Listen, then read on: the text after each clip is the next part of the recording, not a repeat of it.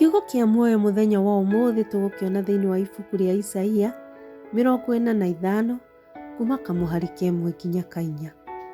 Niĩ Mwathani nĩ ngũkũhingũrĩra ihingo cia matũũra na iticoke kũhingwo.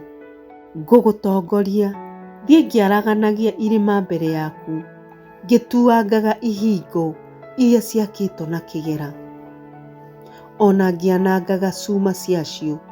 Nĩ ngũkũhe ũtonga ũrĩa ũhithĩtwo kũndũ kũrĩ nduma, ona ũrĩ kũndũ kũrĩa kũhithe mũno. Ũgĩkĩmenye atĩ niĩ Mwathani Ngai wa Isiraeli nĩ niĩ ngwĩtĩte na rĩtwa rĩakwa.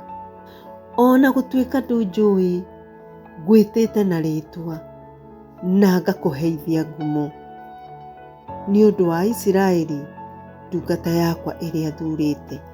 Amen. Nĩ wega nĩ gũthikĩrĩria kiugo kĩa muoyo. Kiugo kĩa Ngai kĩmwe nĩ gĩtũragia mũndũ muoyo. Tũcerere Facebook, TikTok, YouTube, twĩtaga kiugo kĩa muoyo by Waithĩra. Wathiĩ haha profile-inĩ yakwa ya TikTok, ũngĩ-click hau no ĩgũtware our YouTube, twĩtaga kiugo kĩa muoyo by Waithĩra.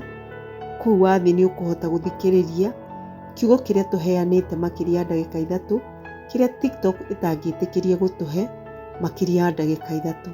Tuĩka wa kĩrathimo, ũtũshare, ũtũkomentere na mũno ũtũsubscribe. Rathimoi.